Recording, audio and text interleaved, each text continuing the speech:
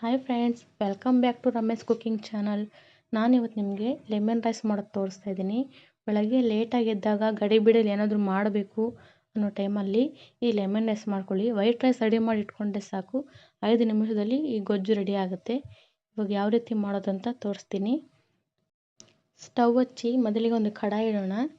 ಈಗ ಒಂದು 4ರಿಂದ 5 ಟೇಬಲ್ ಸ್ಪೂನಷ್ಟು ಎಣ್ಣೆ ಹಾಕ್ಕೊಂಡು ಒಂದು ಅರ್ಧ ಟೀ ಸ್ಪೂನಷ್ಟು ಸಾಸಿವೆ ಹಾಕ್ಕೊಳ್ಳೋಣ. ಇವಾಗ ಒಂದು ಇಡಿಯಷ್ಟು ಕಡಲೆ ಬೀಜ, 1 ಸ್ಪೂನಷ್ಟು ಕಡಲೆಬೇಳೆ, 1 ಟೀ ಸ್ಪೂನಷ್ಟು ಉದ್ದಿನ ಕಾಳು, ಇವೆಲ್ಲವನ್ನು ಹಾಕ್ಕೊಂಡು ಮಿಕ್ಸ್ ಮಾಡ್ಕೊಳ್ಳೋಣ. ಇವೇನೇನು ಕಾಳು ಹಾಕಿದ್ದೀವಲ್ಲ ಅವೆಲ್ಲ ಸ್ವಲ್ಪ ಗೋಲ್ಡನ್ ಬ್ರೌನ್ ಬರಬೇಕು. ಈಗ ಸ್ವಲ್ಪ ಕರಿಬೇವು ಹಾಕ್ಕೊಳ್ಳೋಣ. ಹಸಿರು ಮೆಣಸಿನ್ಕಾಯಿ ಒಂದು 4 ಕಟ್ ಮಾಡಿ ಇಟ್ಕೊಂಡಿದ್ದೀನಿ ಸಣ್ಣ ಸಣ್ಣದಾಗಿ, ಅದನ್ನು ಹಾಕ್ಕೊಳ್ಳೋಣ. ನೀವು ಉದ್ದುದ್ದ ಬೇಕಾದ್ರೂ ಕಟ್ ಮಾಡಿ ಹಾಕ್ಕೋಬೋದು, ಚೆನ್ನಾಗಿರುತ್ತೆ. ಖಾರ ಬೇಕು ಅನ್ನೋರು ಆ ಥರ ಕಟ್ ಮಾಡಿ ಹಾಕ್ಕೊಳ್ಳಿ. ಈ ಥರ ಸಣ್ಣದಾಗಿ ಕಟ್ ಮಾಡಿಕೊಂಡ್ರೆ ಅಷ್ಟೊಂದು ಖಾರ ಇರೋದಿಲ್ಲ. ಈಗ ಸಣ್ಣದಾಗಿ ಕಟ್ ಮಾಡಿರೋಂತಹ ಈರುಳ್ಳಿ, ಇವೆಲ್ಲ ಹಸಿ ವಾಸನೆ ಹೋಗೋವರೆಗೂ ಒಂದು ಸ್ವಲ್ಪ ಫ್ರೈ ಮಾಡ್ಕೊಳ್ಳೋಣ.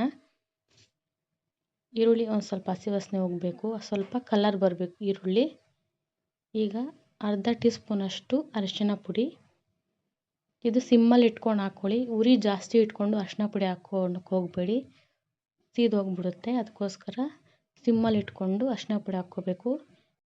ರುಚಿಗೆ ತಕ್ಕಷ್ಟು ಉಪ್ಪು, ಆಲ್ರೆಡಿ ಅನ್ನಕ್ಕೂ ಉಪ್ಪು ಹಾಕ್ಕೊಂಡಿದ್ದೀವಿ, ನಮಗೆ ಚಿತ್ರಾನ್ನಕ್ಕೆ ಎಷ್ಟು ಬೇಕೋ ಅಷ್ಟು ಉಪ್ಪು ಹಾಕ್ಕೋಬೇಕು. ಈಗ ಮಿಕ್ಸ್ ಮಾಡ್ಕೊಳ್ಳೋಣ. ಸ್ಟವ್ ಆಫ್ ಮಾಡಿಬಿಟ್ಟು ನಿಂಬೆಹಣ್ಣು ಹಾಕ್ಕೋಬೇಕು. ನೀವು ಸ್ಟವ್ ಆನಲ್ಲಿದ್ದು ಅದೇ ಥರ ನಿಂಬೆಹಣ್ಣು ಹಾಕ್ಕೊಳಕ್ಕೆ ಹೋದರೆ ಕಹಿ ಬಂದುಬಿಡುತ್ತೆ. ಸ್ಟವ್ ಆಫ್ ಮಾಡಿ ನಿಂಬೆಹಣ್ಣು ಹಿಂಡ್ಕೋಬೇಕು. ಈಗ ಒಂದ್ಸಲ ಮಿಕ್ಸ್ ಮಾಡ್ಕೊಳ್ಳೋಣ. ಸಣ್ಣದಾಗಿ ಕಟ್ ಮಾಡಿರೋಂತಹ ಕೊತ್ತಂಬರಿ ಸೊಪ್ಪು, ಇದನ್ನು ಹಾಕ್ಕೊಂಡು ಒಂದ್ಸಲ ಮಿಕ್ಸ್ ಮಾಡ್ಕೊಳ್ಳೋಣ. ಈಗ ನಾವು ಅನ್ನ ಬಿಡಿ ಬಿಡಿಯಾಗಿ ಈ ಥರ ಮಾಡಿ ಇಟ್ಕೊಂಡಿದ್ದೀನಿ. ಈಗ ಅನ್ನ ಹಾಕ್ಕೊಳ್ಳೋಣ. ಅನ್ನ ಹಾಕ್ಕೊಂಡು ಮಿಕ್ಸ್ ಮಾಡ್ಕೋಬೇಕು ನಿಧಾನವಾಗಿ. ಈ ಲೆಮನ್ ರೈಸು ಮಾರ್ನಿಂಗ್ ಬ್ರೇಕ್ಫಾಸ್ಟ್ಗೆ, ಮಕ್ಕಳಿಗೆ ಟಿಫನ್ ಬಾಕ್ಸ್ಗೆ ಎಲ್ಲ ತುಂಬ ಚೆನ್ನಾಗಿರುತ್ತೆ. ಒಂದ್ಸಲ ಟ್ರೈ ಮಾಡಿ ಈ ಲೆಮನ್ ರೈಸು. ಈ ರೆಸಿಪಿ ನಿಮಗೆ ಇಷ್ಟ ಆಗಿದೆ ಅಂದ್ಕೊತೀನಿ. ಇಷ್ಟ ಆದರೆ ಪ್ಲೀಸ್ ಲೈಕ್ ಮಾಡಿ, ಶೇರ್ ಮಾಡಿ, ಕಮೆಂಟ್ ಮಾಡಿ, ಸಬ್ಸ್ಕ್ರೈಬ್ ಮಾಡಿ, ಪಕ್ಕದಲ್ಲಿರೋ ಬೆಲ್ ಐಕಾನನ್ನು ಕ್ಲಿಕ್ ಮಾಡಿ. ನಿಮ್ಮ ಫ್ರೆಂಡ್ಸ್ ಆ್ಯಂಡ್ ಫ್ಯಾಮ್ಲಿಗೆ ಈ ವಿಡಿಯೋನ ಶೇರ್ ಮಾಡಿ. Thank you.